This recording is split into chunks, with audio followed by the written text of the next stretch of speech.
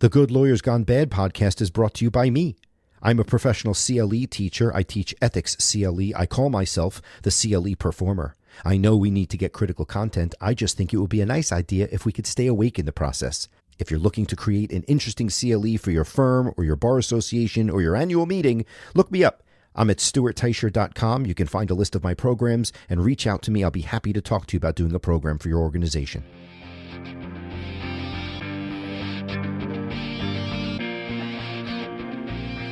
Hello, everyone, and welcome to the Good Lawyers Gone Bad podcast. My name is Stuart Teicher. Today, we have the final chapter in Murder Down the Shore.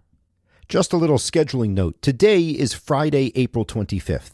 I'm going to release the next episode of the Good Lawyers Gone Bad podcast 2 weeks from today on Friday, May 9th. I'm then going to try to find a way to get back to my schedule of doing it on the 1st and the 15th of the month, but I have to grade my law school finals during that time, so I'm just going to see how it works out, and I'll let you know the next time I post an episode to tell you how things are going to plan out. But I figure as long as I just keep you in the loop about what's happening, then we're cool, right? Please don't forget to like and subscribe to the podcast. If you can go onto your podcast platform and just kind of press the button next to the stars, just give us a little rating. It would be really helpful. So enjoy today's episode, Murder Down the Shore, Part 2.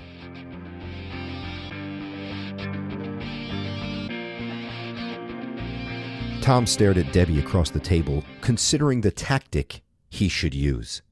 He knew he'd get Debbie to do what he wanted. The only question was, what's the best way to get her to do what he wanted?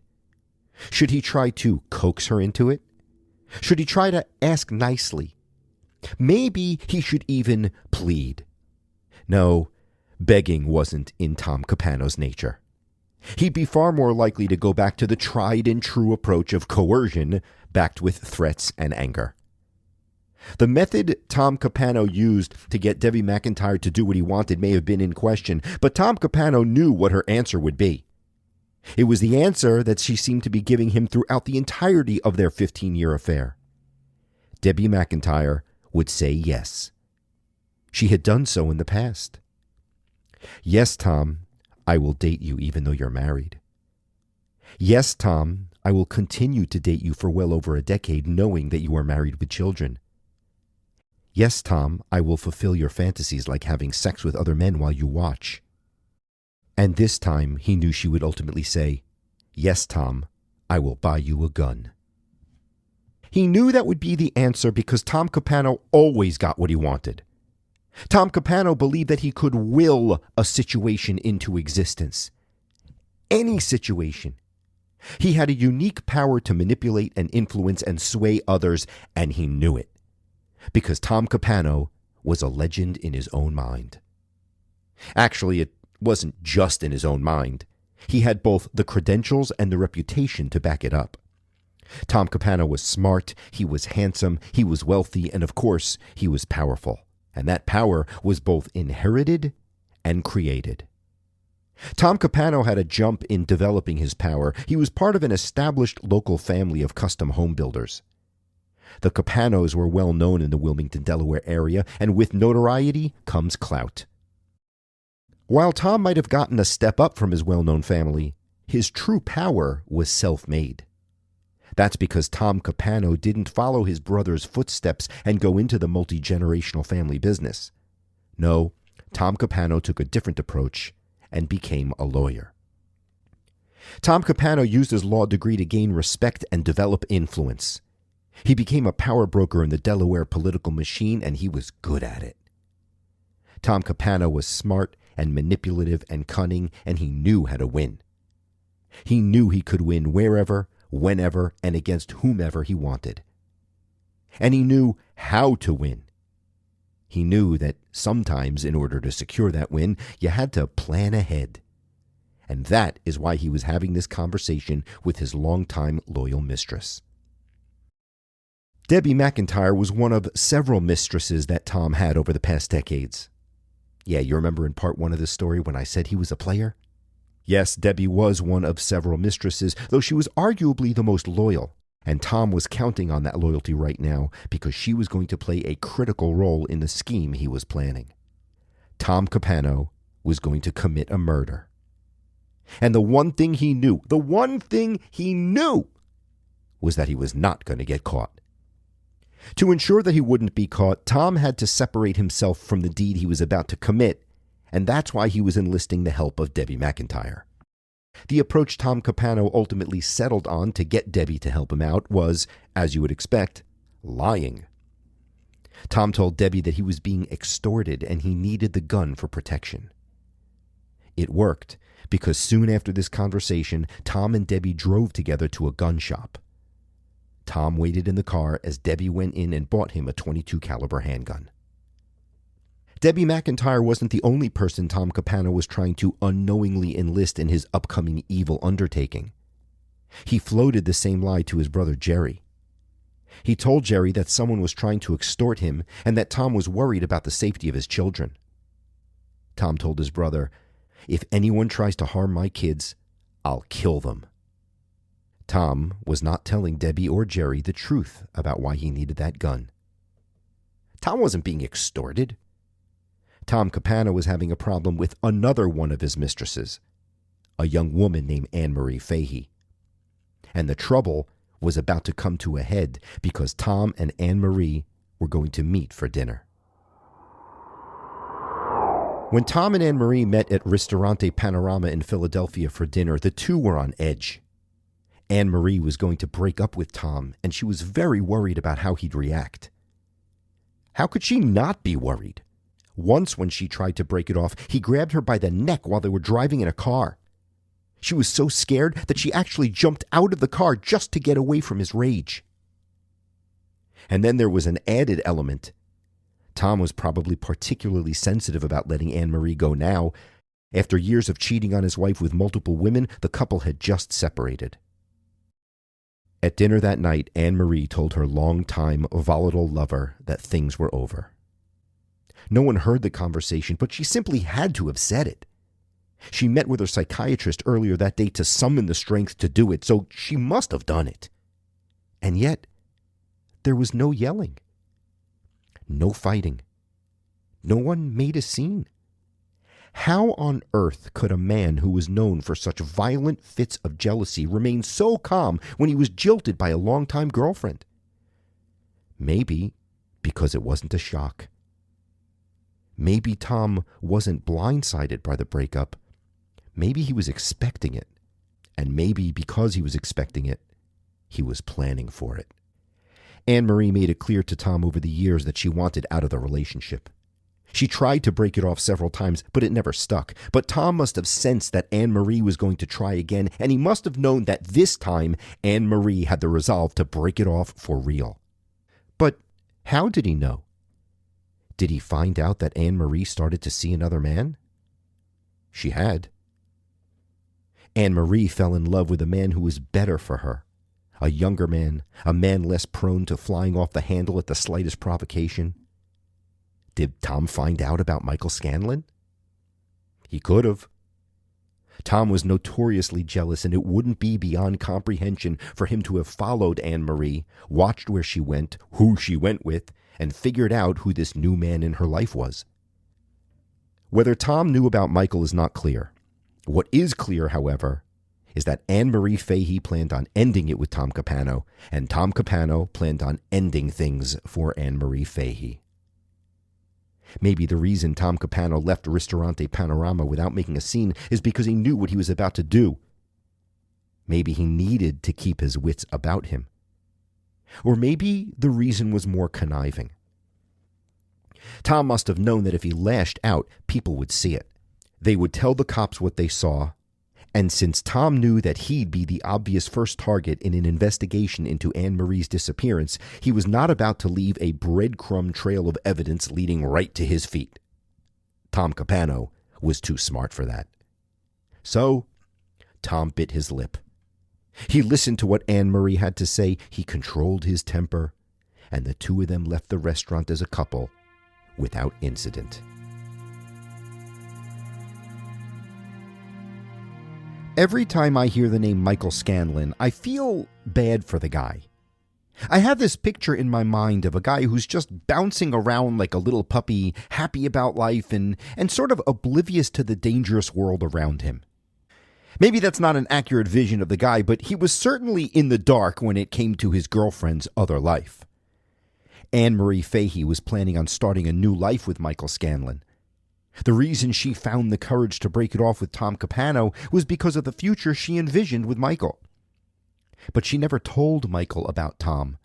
So when Anne Marie didn't show up for their date on June 28, 1996, Michael was probably concerned, but not overly so. That is, until he got to her apartment.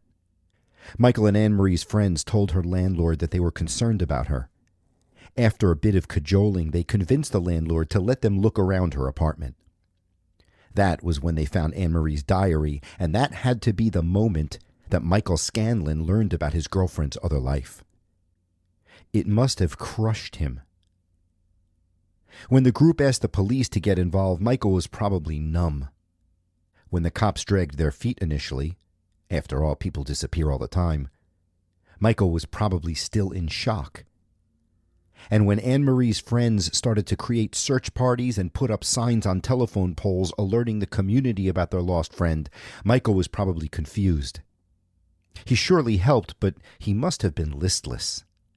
Eventually, the police started to take Anne Marie's disappearance seriously, and their gaze was obviously focused on Tom Capano. They investigated his apartment but found nothing. Tom was probably smugly pleased about that, but likely not surprised. He wouldn't be surprised because Tom Capano is smart. He surely believed that he could outsmart the local police even on a bad day. But he probably didn't anticipate the assistance that the local police would soon get. Imagine the scene.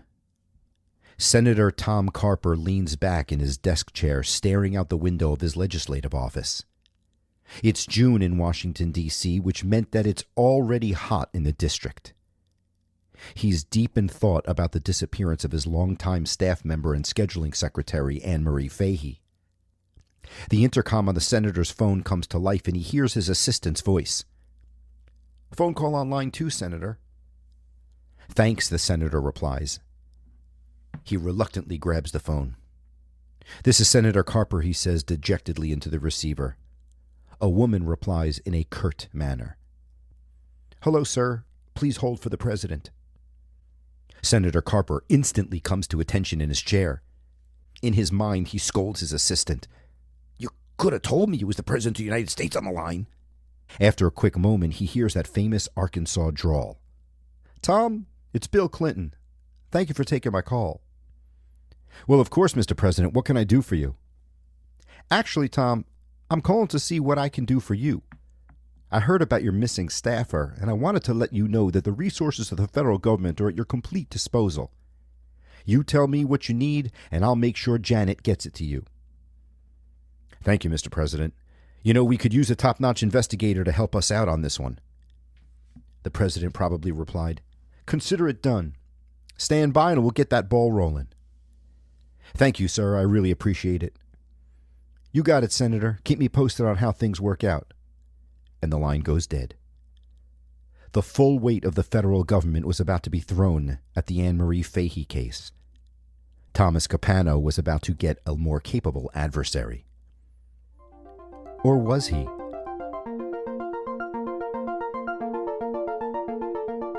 Colm Connolly stood out from the crowd. First, there was his pedigree. He got a BA from Notre Dame, a master's from the London School of Economics, and his law degree from Duke. Second of all, there's the name. Colm. C-O-L-M. Colm. What kind of name is Colm? He sounds like a character from a John Hughes movie.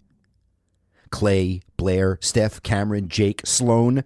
Yeah, Colm. Fits right in. I researched Colm Connolly, and I saw the year he was born, and he's basically my age, which means he grew up in the 1980s. I can picture a young Colm Connolly in my mind's eye. I'm seeing a guy in Ray-Ban Wayfarers, a pastel polo shirt with the collar popped up, tan khakis, cuffed at the bottom, and Sperry topsider boat shoes with no socks. The guy was born in 1964, which means he would have been around 20 years old when those John Hughes movies came out, so there's a really good chance that that's how he looked. By the way, and this has nothing to do with this story, but have you ever heard of Glenn Slater? You might not have heard of him, but you've heard his work. You know the Broadway show version of The Little Mermaid sister act, School of Rock and A Bronx Tale? Well, the lyrics to the songs in all of those shows were written by a guy named Glenn Slater. And Glenn Slater and I both graduated in the same high school class in East Brunswick, New Jersey. I knew Glenn, but I don't think he really knew me. Glenn was very popular. I think he knew of me because we shared some mutual friends, but I certainly remember him. And there are two things that I remember about Glenn Slater. Actually, three. One is that he was a really good soccer player. I think he played varsity soccer. Two was that he was like the nicest guy you will ever meet. We crossed paths enough for me to say that I remember him as just a lovely person. And three, a few moments ago, I just described Glenn Slater's high school outfit. Polo shirts, boat shoes. For some reason, every time I think of 1980s fashion, in my head, I see Glenn Slater. I don't know if Colm Connolly actually dressed that way, but I do remember Glenn Slater dressing that way. Anyway, Colm Connolly, potential prototype for a John Hughes character, was a new federal prosecutor when he got the call to work on the Tom Capano case. Connolly had never worked on a murder investigation. It just figured, didn't it? The first murder case that would cross his desk was one that could either make or break his career. And the truth is, it wasn't clear which way things would go. The case was a tough one. There was no body, no witnesses, and no weapon. No one saw the couple fighting, and no one saw the couple after they left the restaurant. Colm Connolly had an obvious suspect, but absolutely nothing to pin him to Anne Marie's disappearance. Connolly started by interviewing their main suspect, but it didn't help much. Capano didn't give investigators anything juicy. Tom said that he dropped Anne Marie off at her home after their dinner around 10 p.m. and didn't see her again after that. He went from her house to a Getty gas station and then went home. Connolly's team had very little to go on other than the idea that Capano was the obvious suspect. Everything about him screamed, "Investigate me, I did it!" But finding proof of that was not going to be easy. When they started to hit the bricks for some good old-fashioned police work, they got only dribs and drabs of information, each of which weren't really forming any kind of helpful pattern. For instance, they talked to Capano's estranged wife. She mentioned that Tom surprised her the day after his dinner with Anne Marie. He showed up at her house unannounced and asked to borrow her Suburban. Okay. Then there was the clerk at that Getty service station where Capano said he stopped after he dropped off Anne Marie. Capano said he dropped her off at 10 p.m., then went to the service station and went home. But the clerk said their station closed at 9:30. Okay, it's an inconsistency, but it's hardly a smoking gun. These little bits of information must have given Colm Connolly the gut feeling to keep pushing. He must have thought, Tom Capano has got to be involved. I can feel it. As Connolly and his investigative team started to get their eyes opened about the world of Thomas Capano, they began to identify people in his orbit. They interviewed Tom's brother, Louis. Louis was a millionaire who ran the family's custom home building business. They didn't get anything of value from Louis. While searching Tom's house, investigators found a letter that he wrote which ended up serving as an alibi of sorts. In the letter, Tom claimed that the day after Anne Marie's disappearance, he spent the day with his other brother, Jerry. So, Connolly interviewed Jerry. They learned a lot about Jerry Capano. He liked to smoke a joint every now and again. He had a boat docked in Stone Harbor. Well, he used to have a boat docked in Stone Harbor. It seems that he sold it recently. What was unusual, however, was that it was sold without an anchor. Well, that's sort of interesting. They'd need to keep an eye on this Jerry Capano. Colm Connolly's team reviewed toll records, bank statements, anything that could even remotely lead to something important. Eventually, financial records led the investigators to Debbie McIntyre. For Tom Capano, this was the moment of truth. 15 years of a relationship was about to be tested as Debbie sat down with Colm Connolly and his investigative team. They had financial records showing that she bought a gun. Was it for her? Was it for Tom Capano? What's the story? Now came the test.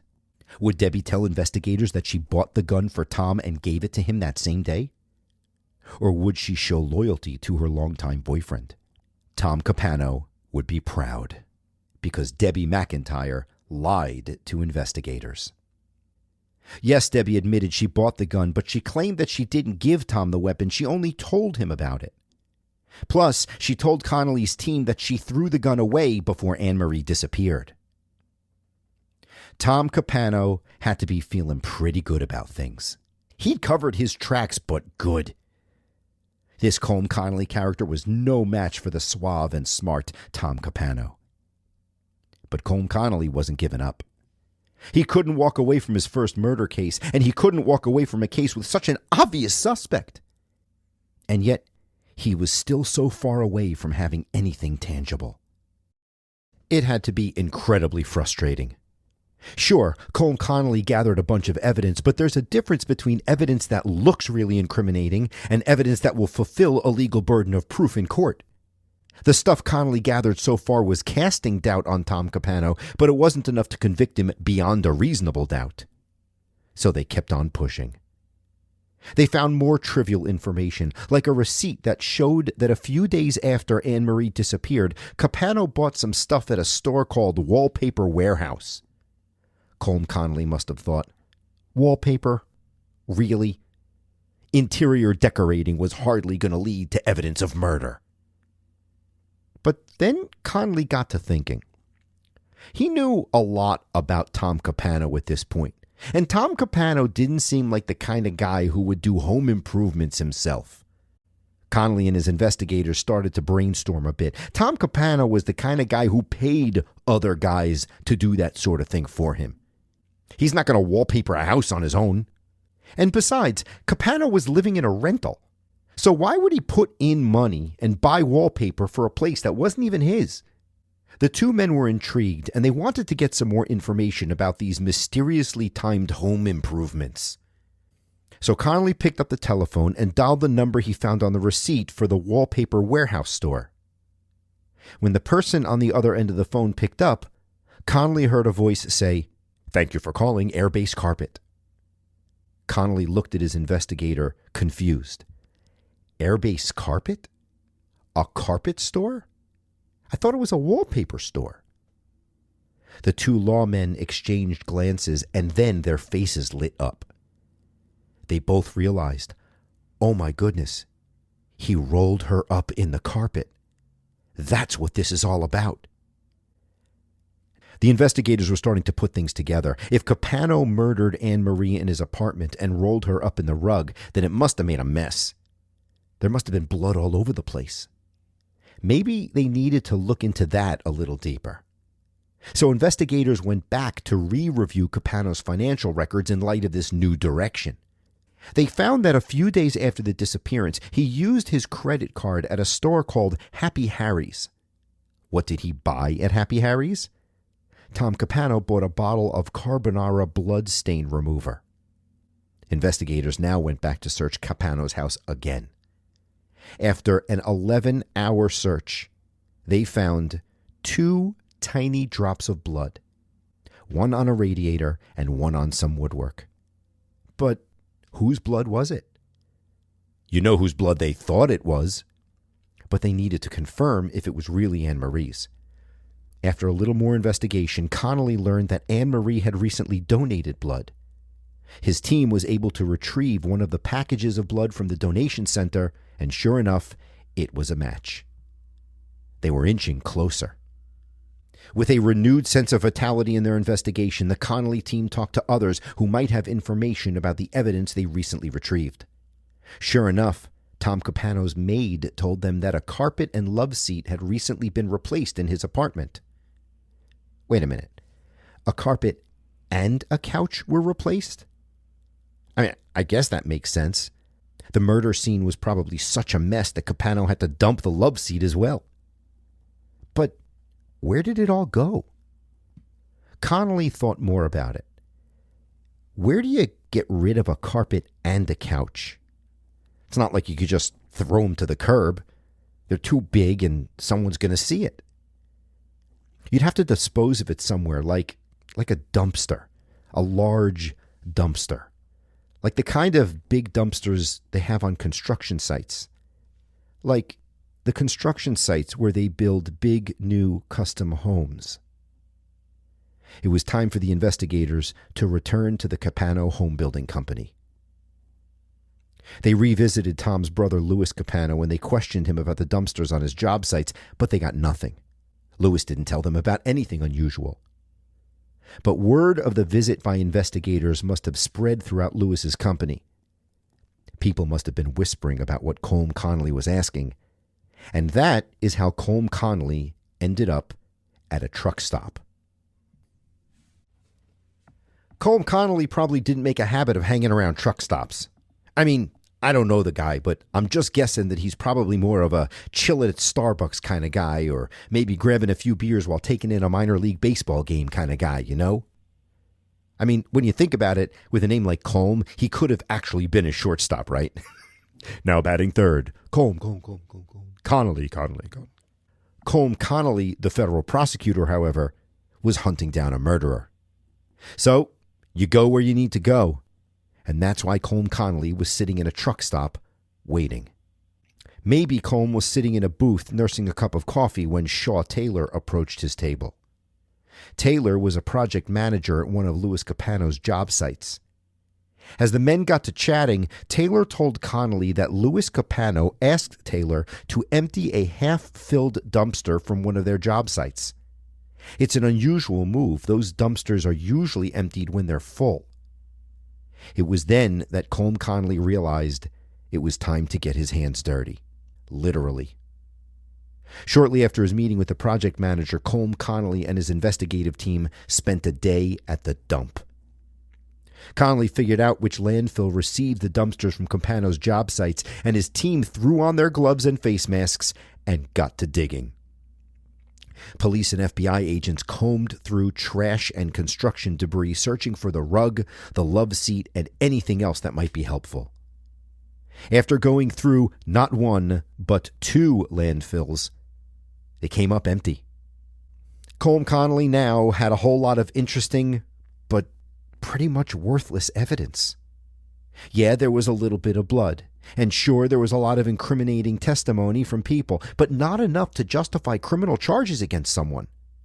The bar that prosecutors would have to reach to secure an indictment from a grand jury was high, and Colm Connolly's evidence was not up there yet. Yet. That was about to change. You know who got a raw deal in life? Beaumont Livingston. Do you know who Beaumont Livingston is? Well, he's not a real person. Beaumont Livingston is a character in a Quentin Tarantino movie. Have you ever seen Jackie Brown? Oh, by the way, I'm going to drop some facts on you here. Jackie Brown is Quentin Tarantino's best movie. Yeah, I said it.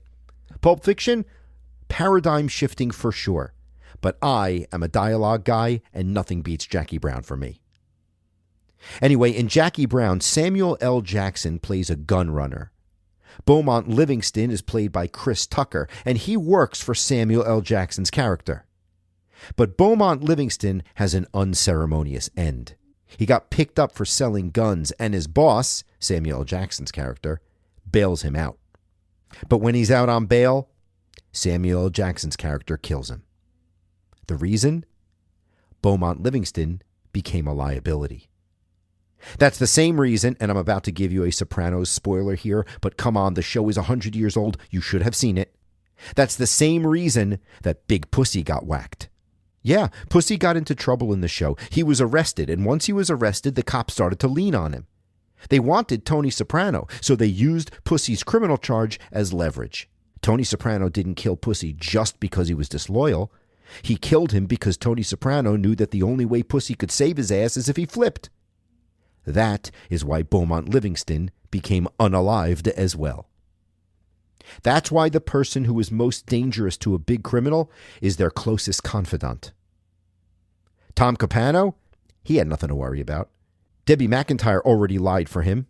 And his brothers? One sold a boat with no anchor and the other didn't know anything about a dumpster.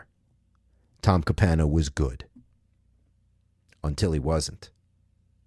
Colm Connolly was playing the long game, and his efforts were about to pay off. The entire time he was investigating Tom Capano, the authorities were also watching his brother, Jerry. They knew that Jerry liked to, shall we say, powder his nose a little bit. They knew he liked to smoke a little weed. So they figured they should keep an eye on him. And Jerry Capano slipped up. Was it a sting? Was it an undercover operation aimed at Jerry Capano, or was it a self-induced wound? It's unclear, but whatever the reason, the feds got the opening they needed. In October of 1997, law enforcement raided Jerry Capano's house and found drugs and illegal weapons. When they caught him, Jerry Capano did exactly what Beaumont Livingston was going to do. He told the feds everything. He told them a story that took them slightly back in time. The day after Tom and Anne Marie had dinner in Ristorante Panorama, Tom Capano went to his brother Jerry's house. Tom probably stood on the stoop, banging on the door. He must have been either knocking hard or ringing the bell because it was 5 a.m. and Jerry was probably sleeping. He couldn't text him and let him know that he was on his way. Cell phones weren't a thing in 1996. He could have called his brother, but Tom probably didn't want to use the landline to reach out. Not for this. When Jerry answered the door, he must have seen the concern on his brother's face. At that moment, Jerry must have remembered what Tom told him not too long ago. Jerry must have immediately thought of that extortionist. Tom had laid the groundwork for this moment. Jerry looked at his brother and asked delicately, "Did you do it?" Tom shook his head. Jerry must have thought, "Shit, he killed that son of a bitch."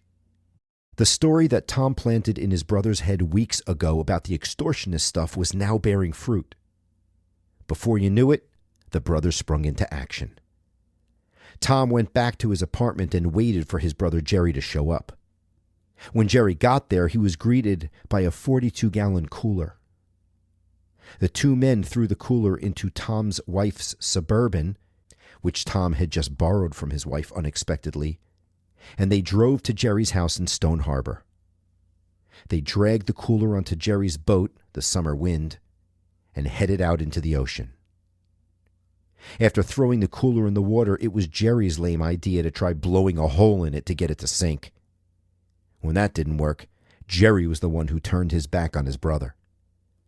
Tom tied an anchor to Anne Marie's lifeless body and tossed it in the ocean. Jerry and Tom then headed back to shore. Jerry told the investigators that the two of them then threw a blood-stained sofa into the dumpster at their brother Lewis's construction site. Connolly realized that it was time to revisit Lewis and talk to him about this. Now it was Lewis's turn to come clean. Louis Capano admitted that he saw a sofa in one of his dumpsters. Tom told him a day earlier that he threw something in there. He told Lewis that Anne Marie Fahey tried to slit her wrists. She got blood on the couch and he wanted to toss it. But then Lewis told the investigators something else. His brother Jerry had confessed to his role in the entire event. Jerry and Lewis were now facing charges themselves: drugs, weapons, and lying to investigators. They both had no choice but to Beaumont Livingston their brother. Both brothers agreed to become cooperating witnesses in exchange for pleas to reduce charges. 2 days later, Thomas Capano was arrested and charged with first-degree murder. Colm Connolly was probably quite pleased. The effort had gone on for months, and it finally paid off. And shortly after Tom Capano was arrested, Colm Connolly's face brightened even a little bit more. A man named Ken Chubb walked into Colm Connolly's life, and when he walked in, Ken Chubb was carrying a 40-gallon cooler. Turns out that Chubb was fishing off the coast a little while ago, and a 40-gallon cooler washed up next to his boat. He noticed a hole in it, but he thought, this looks salvageable. Chubb took the cooler, repaired it, and used it for months. That is, until he heard about the Capano arrest and realized that this might be the cooler they were looking for. This is the cooler you are looking for. It's a Star Wars reference for those of you who aren't fans. Ken Chubb wasn't sure if it was the right cooler. After all, he found this one almost 100 miles away from the area where Tom Capano threw it into the ocean. Turns out, it was the same cooler. After that, it didn't take much effort to break Debbie McIntyre.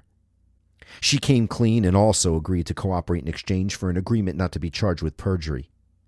Colm Connolly was heading into trial with some confidence. Sure, his case was still all circumstantial. They didn't have a body, they didn't have a witness, and they didn't have a murder weapon. But they had strong testimony from people close to Tom Capano, and Connolly's case was tight. Tom Capano was another story. He was coming apart at the seams. Tom Capano sat in his jail cell seething. Every single person he trusted had betrayed him. His brothers both turned on him. And the women in his life? Oh, forget it. No, Tom Capano probably wasn't thinking too highly about the women in his life. He was about to be divorced by his wife. He had been enraged by Anne Marie Fahey. And he was furious now with Debbie McIntyre. When it came to Debbie, he was so angry with her that he tried to have her killed while he was in jail. He found an inmate who was going to be let out soon, and he gave him directions to Debbie's house with a detailed diagram of her home and her alarm code. The hit, however, would never be carried out. And Tom Capano didn't know that there was one more woman who would be influential in his downfall.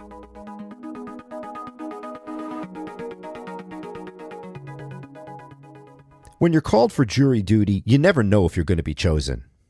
Erin Riley Lee, however, was pretty sure that she was not going to be selected. She was in the jury pool for the Tom Capano case, and in her mind, there was no way they were going to pick her. She was tall and attractive, and when she showed up to the courthouse in a cute plaid jumper, well, she looked just like Anne Marie Fahey. Her inclination was right. Tom Capano's lawyers wanted to strike her from the jury. But they were overruled by their client. Why did Tom Capano want to keep Erin Riley Lee on the jury? His lawyer insists that Capano thought he could charm her. When Erin was selected, she was stunned. As the month-long trial went on, Erin watched with rapt attention. Erin and her fellow jurors watched Colm Connolly lay out his case exquisitely. Tom Capano watched him do it as well. Sure, it was circumstantial evidence, but Colm spent a lot of time getting to know that evidence, and he laid it out with precision. Colm Connolly's methodical job was so intense that he pushed Tom Capano over the edge.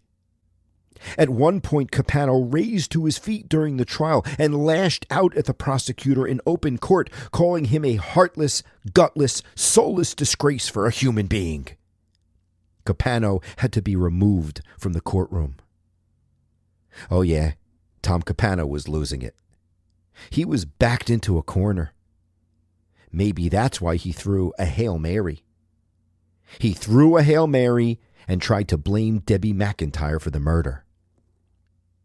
Capano testified he was at his home with Anne Marie Fahey when a jealous Debbie McIntyre burst into his house brandishing a weapon. When Debbie found Anne Marie there, she was consumed with rage, and according to Capano, there was a whole melee, and the gun she held in her hand accidentally went off, killing Anne Marie. Tom said that he panicked and buried Fahey at sea to protect himself and McIntyre. The argument might have worked until the cooler became part of the trial. Among the most powerful moments of the trial was when Colm Connolly and an associate walked that 40-gallon cooler into the courtroom. They carried it like a coffin down the center aisle of the courtroom and dramatically placed it right in front of the jury. It was a moment that left an indelible mark on everyone, not just because they saw the actual cooler, but because of a particular line of questioning that Colm Connolly engaged in regarding that cooler. Colm needed to know a particular grisly fact. He wanted to know if Anne Marie's body easily fit into that cooler, or if bones had to be broken to make her fit. Tom Capano insisted that the body fit. Colm Connolly wasn't buying it. He pressed Capano, but Capano insisted. He stuck to his story. He said Anne Marie Fahey fit into that cooler. When the trial was done, the jury set out to deliberate. It was not going to be easy. They took a straw poll when they started their deliberations, and they were actually split about guilt. But during deliberations, the jury's attention kept coming back to that cooler. The jurors just couldn't wrap their heads around that one line of questioning. How could Capano have fit Anne Marie's body into that cooler? He said he did it without breaking her bones, but how was it possible? There was only one way to know. Someone needed to get into that cooler. The choice for who that was going to be was kind of obvious. Juror Erin Riley Lee. Erin was not happy about it. To say that it was creepy would be a gross understatement, but she knew that it had to be done, so she did her duty. Erin was a little shorter than Anne Marie, so she kept on her high heels. She got into the 3-foot 8-inch cooler and she tried to squirm her way into the box. It was traumatic, and it was also impossible.